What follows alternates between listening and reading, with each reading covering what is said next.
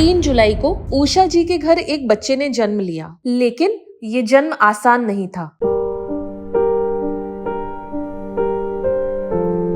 उषा जी के घर जन्म लेने वाला बच्चा सिर्फ 29 हफ्ते की गर्भावस्था में ही पैदा हो गया, जिसका वजन करीब 1 किलो 300 ग्राम था। साथ ही में थी एक गंभीर सेप्सिस जैसी चुनौती। सेप्सिस एक ऐसी स्थिति जिसमें शरीर का इम्यून सिस्टम संक्रमण से लड़ते हुए खुद के अंगों को नुकसान पहुंचाने लगता है। अगर समय पर इलाज ना हो तो ये जानलेवा भी हो सकता है, जिसके बाद फेलिक्स हॉस्पिटल की अनुभवी टीम और डॉक्टर नीरज की निगरानी में इलाज शुरू हुआ। जन्म के तुरंत बाद बच्चे को सी-पैक मशीन पर रखना पड़ा, क्योंकि माँ को पहले से ही इन्फेक्शन था और बच्चा भी इसकी चपेट में आ चुका था। सब कुछ सामान्य लग रहा था, लेकिन अचानक बच्ची की तबीयत बिगड़ने लगी।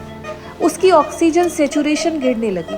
फौरन इको कराया गया और पता चला कि बच्चे के दिल में एक छेद है। यही वजह थी कि बच्ची अपनी स्थिति मेंटेन ही नहीं कर पा रही थी।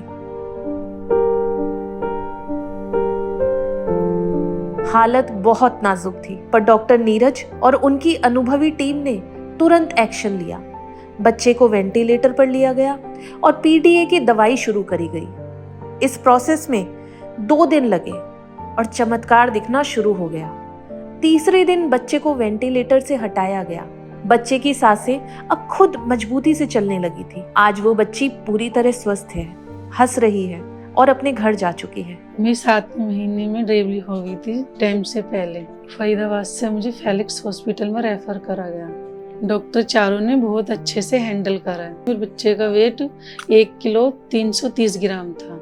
जो मेरे बेबी को इलाज कर रहे हैं डॉक्टर प्रभात और डॉक्टर नीरज कर रहे हैं, बहुत अच्छे से हैंडल कर रहे हैं। फेलिक्स हॉस्पिटल की बहुत अच्छी सर्विस है, पूरी स्टाफ की, नर्सिंग की, डॉक्टर, इन लोगों की वजह से मेरा बच्चा हेल्दी हो गया है। ये मुमकिन हो पाया पर सही हॉस्पिटल यानी फेलिक्स हॉस्पिटल के चुनाव से, जहां समय रहते इलाज हुआ और अनुभवी डॉक्टरों की टीम मिली। तो पहले तो हमने बेबी को डिलीवर के साथ लेकर एनआईसीयू में प्रिलिमिनरी ट्रीटमेंट दिया। हमने इन्हें बबल सीपैप पे, जो कि एक non invasive mode of ventilation है जो हमारे यहाँ अवेलेबल है, वो दिया हमने पहले 3-4 दिनों तक। फिर बेबी को बीच में वेंटिलेटर पे भी डालना पड़ा, क्योंकि बेबी को सांस लेने में दिक्कत आ रही थी।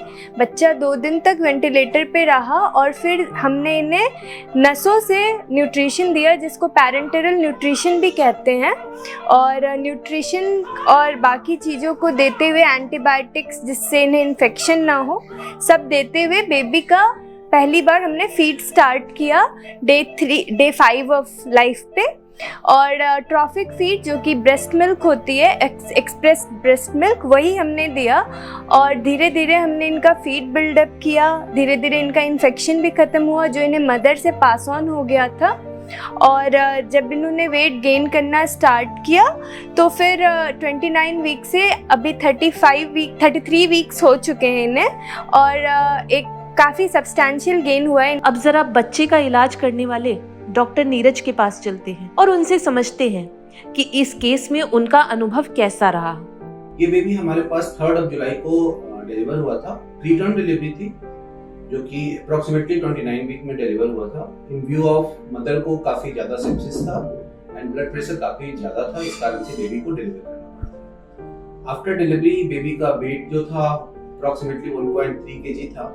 एंड जो प्रीटर्म का कॉम्प्लिकेशन होता है, जैसे कि सांस तेज होना, तो बच्चे का काफी ग्रंटिंग था, जिस कारण से बच्चे को सीपैक मशीन पे लेना पड़ा था हमें। एंड सीपैक मशीन पे बच्चा अच्छे से मेंटेन कर रहा था, बट चूंकि मदर को भी इन्फेक्शन था तो बच्चे में भी इन्फेक्शन ट्रांसफर हुआ था, इस कारण से बच्चे को एंटीबायोटिक भी देना पड़ा था।